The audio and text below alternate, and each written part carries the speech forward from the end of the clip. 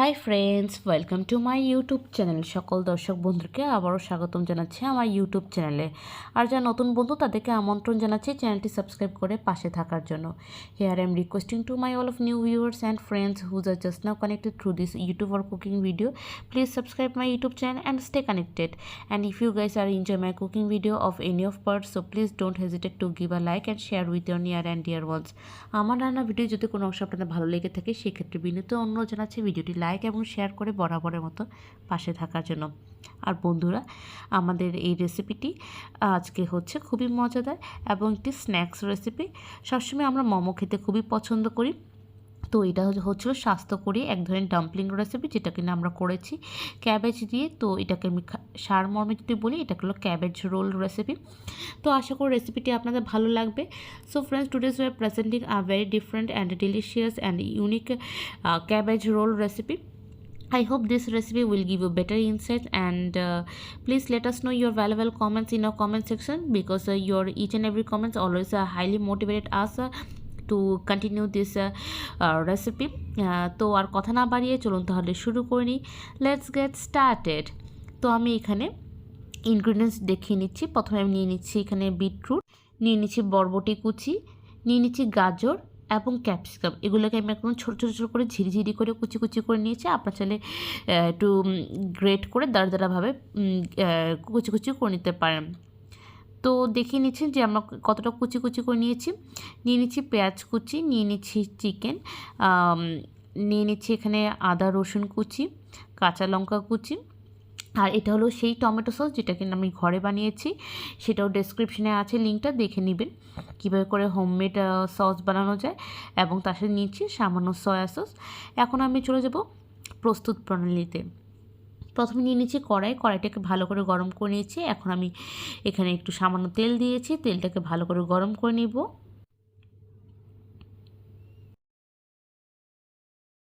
তো তেলটা ভালো করে গরম হয়ে আসলে আমি এখানে 1 বাই 1 ইনগ্রিডিয়েন্টসগুলো দেওয়া শুরু করব। প্রথমে আমি এখানে ফোড়ন হিসেবে দিয়ে দিচ্ছি জিরেটাকে আমি 10 থেকে 15 সেকেন্ডের মতো একটু ফ্রাই করে নেব। বেশিক্ষণ ভাজলে আবার পুড়ে যাওয়ার সম্ভাবনা থাকে, তো দেখবেন যাতে এটা হালকা বাদামি রঙের আসে। তারপর আমি দিয়ে দিচ্ছি এখানে রসুন কুচি এবং তার সাথে দিয়ে দিচ্ছি আদা কুচি। রসুন কুচি তার 5 থেকে 6 সেকেন্ড পরেই দিয়ে দিচ্ছি আমি আদা কুচি।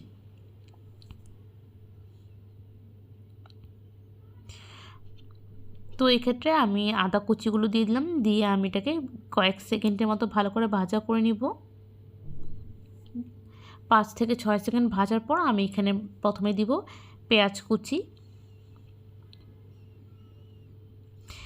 দিয়ে দিব পরিমাণ মতো নুন, দিয়ে হালকা করে ভাজা করে নেব।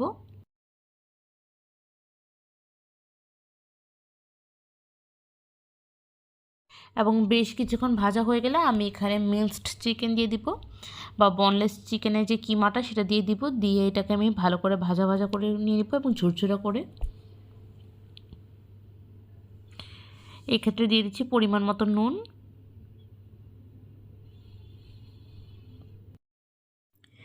দিয়ে বেশ কিছুক্ষণ ভাজা ভাজা করে নিব। ভাজা ভাজা হয়ে এলে পরবর্তীতে আমি এখানে দিয়ে দেবো কাঁচা লঙ্কা কুচি, দিয়ে দিব সামান্য ভিনেগার। আর যে পূর্ব দেখিয়ে দিয়েছিলাম যে সবজিগুলো, সেগুলো আমি একবারে ঢেলে দিচ্ছি। মানে গাজর, বরবটি, বিনস আর হলো ক্যাপসিকাম, বিটরুটগুলো দিয়ে আমি ভালো করে ভাজা ভাজা করে নিচ্ছি।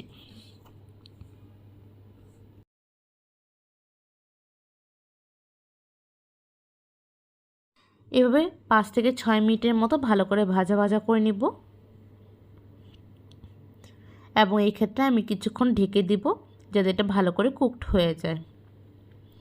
তো আমি ঢাকনাটা সরিয়ে আবারও একটু নাড়াচাড়া করে নিলাম, এপিট ওপিট করে নিলাম।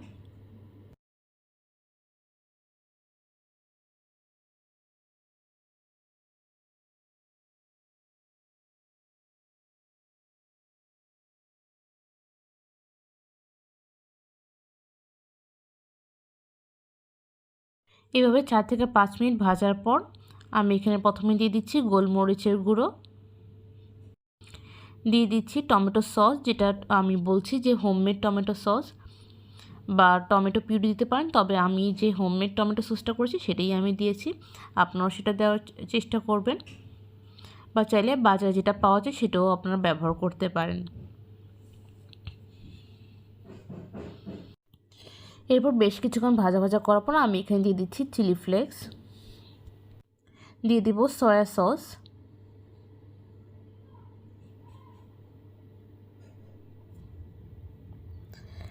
দিয়ে 2 থেকে 3 মিনিট ভাজা ভাজা করে আমি এটাকে নামিয়ে রাখবো। এখন আমি একটি বড় একটি সসপ্যান নিচ্ছি, এখানে আমি বাঁধাকপিটি নিচ্ছি। আমি এখানে দেশি ছোট কচি বাঁধাকপি নেওয়ার চেষ্টা করেছি, আপনারাও চাইবেন যে কচি বাঁধাকপি দেওয়ার জন্য। তারপর আমি এখানে পরিমাণ মতো জল দিয়ে আমি এটাকে কিছুক্ষণের জন্য স্টিম করে নিচ্ছি, 10 থেকে 15 মিনিটের মতো। আপনারা চেক করে নেবেন যে আপনাদের বাঁধাকপিটা ঠিক কেমন। আমি এখানে একদম যেটাকে বলে হয় কচি বা বেবি যে ক্যাবেজ সেটা নিয়েছি। আপনারাও চেষ্টা করবেন এরকম ছোট বা একদম কচি নেওয়ার জন্য, নিয়ে আপনারা ওরকমভাবে স্টিম করে নেবেন। তারপর এভাবে করে আপনারা কেটে নেবেন।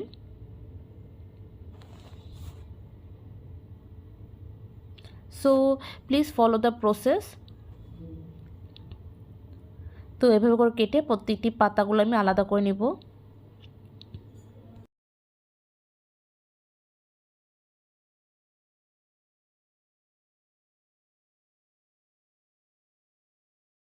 তো এভাবে করে পাতাগুলো আমি খুব সাবধানে আলাদা করে নেব, কারণ এই পাতাগুলো দিয়ে আজকে আমি আমার ক্যাবেজ রোলটি তৈরি করব।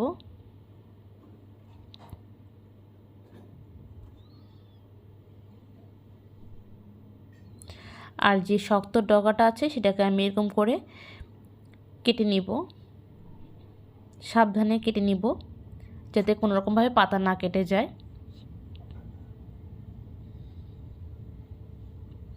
এটাকে অনেক জায়গায় বলা হয় ক্যাবেজ ডাম্পলিং, অনেক জায়গায় বলা হয় ক্যাবেজ রোল। তো আমি আজকে দেখাচ্ছি রোলের মতোই ডাম্পলিং। তো আপনারা কে কীভাবে বলে থাকেন প্লিজ আমাদেরকে জানাবেন,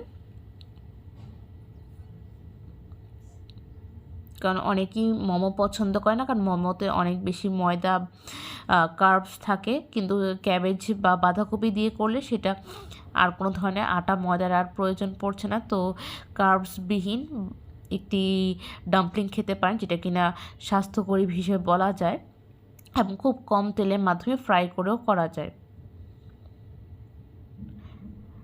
তবে আমি হাইলি রিকমেন্ড করবো এটা এয়ার ফ্রায়ার করার জন্য বা ওভেনে করার জন্য। তবে আমি আজকের রেসিপি দেখাচ্ছি কীভাবে করে চুলায় করা যায়। তো বন্ধুরা, আপনারা দেখে নিয়েছেন কীভাবে করে আমি ক্যাবেজের পাতাগুলো রিমুভ করেছি এবং 1 বাই 1 আমি ডগাগুলোকে কেটে পাতলা পাতলা করে নিয়েছি। তো আশা করি এই জিনিসটা সবাই বুঝে গিয়েছেন। তো আমি এখন পরবর্তী স্টেপে চলে যাচ্ছি, আর বেশি দেখালাম না। তো এখানে আমি ক্যাবেজের রোলটাকে ভালো করে ছড়িয়ে নিয়েছি, এবং এখানের মধ্যে আমি সেই স্টাফটা ইউজ করবো যেটা কিনা আমি ভাজা ভাজা করে নিয়েছি, যে সবজির পুরটা। এবং এখানে আমি চিকেনও দিয়েছি, আপনারা চাইলে চিকেনটাও স্কিপ করতে পারেন যারা যারা ভেজ বা ভিগান ফলোয়ার্স। করে আমি এটাকে সুন্দরভাবে একটি বল্টিয়ে দিচ্ছি বা রোলের মতো করে শেপ করে নিয়েছি। আপনারা চাইলে এখানে চিজও দিতে পারেন, যদিও চিজ হেলদি না, তবে বাচ্চারা চিজ খেতে অনেক পছন্দ করে, সেটা আপনারাও দিতে পারেন। তবে আমি আজকে চিজ ছাড়া দেখাচ্ছি।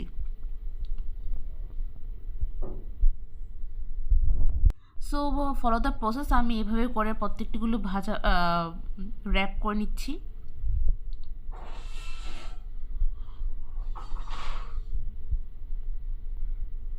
এবং সবসময় র্যাপে যেই জায়গাটা আমরা র্যাপ করব ওটাতে আমরা তাওয়াতে ফ্রাই করব, তাহলে এটা সুন্দরভাবে এটা লেগে যাবে। So I am following the same process, এবং এভাবে করে আমি সবগুলো করে নেব এবং প্রতিটি ব্যাচ সেম ওয়েতে আমি ফলো করব।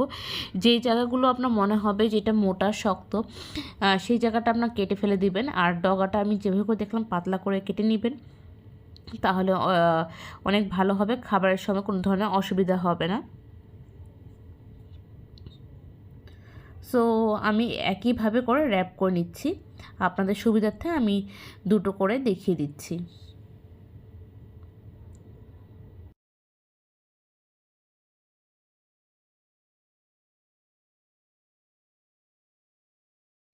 আর একইভাবে করে আমি সবগুলো করে নিব।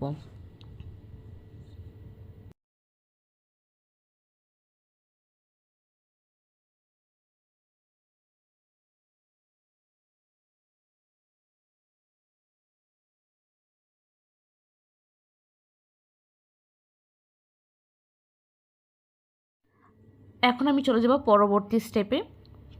আমি এখানে একটি তাওয়া নিচ্ছি বা ফ্রাই প্যান নিচ্ছি। ফ্রাই প্যানে সামান্য আমি তেল দিচ্ছি 1 টেবিল স্পুনের মতো। আপনারা চাইলে অয়েল ব্রাশও করতে পারেন, জাস্ট গ্রিস করার জন্য যতটুকু লাগে। তারপর বাকি তেলটি আপনি উঠিয়ে রাখতে পারেন। তারপর আমি যেই জায়গাটা র্যাপ করেছি সেই জায়গাটা আমি ভাজাতে দিয়ে দেব। আর এভাবে করে আমি সবগুলো দিয়ে দিচ্ছি। এটা ওভেনে বা এয়ার ফ্রাই হলে বেশ মজাদার লাগে, তবে আমি এখানে আজকে সকলের স্বার্থে সকলের সুবিধার্থে আমি এখানে চুলোতে দেখাচ্ছি।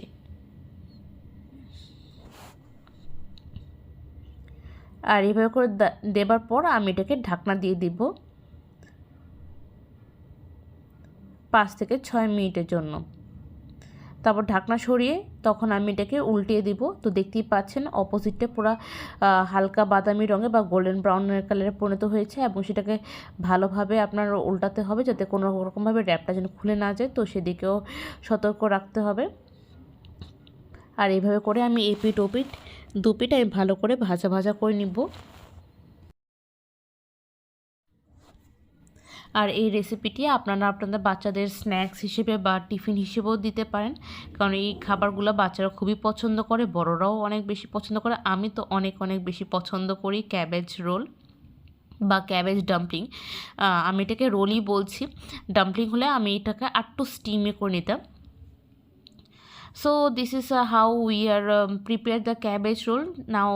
এটা সম্পূর্ণভাবে ভাজা ভাজা হয়ে গিয়েছে, আর আমি এখন অন্য একটি পাত্রে ট্রান্সফার করে নিচ্ছি। And I can say that this is completely and thoroughly wholly ready to serve it. তো এটা আপনারা যে কোনো মন মতো পছন্দ মতো যে কোনো চাটনি বা সসের সাথে আপনারা গরম গরম পরিবেশন করতে পারেন।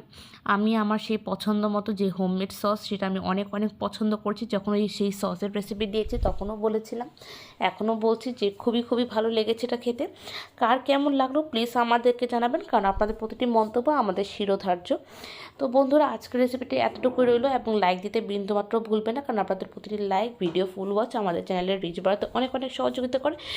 যদিও আপনারা আমাদেরকে অনেক ভালোবাসেন, অনেক সহযোগিতা করেন, সেটা আর বলার অপেক্ষা থাকে না। তো আজকে এতটুকুই রইলো, আবার দেখা হবে অন্য একটা রেসিপি নিয়ে, অন্যরকম কথোপকথন নিয়ে। ততক্ষণ পর্যন্ত সুস্থ থাকুন, ভালো থাকুন, take care, tata, bye by.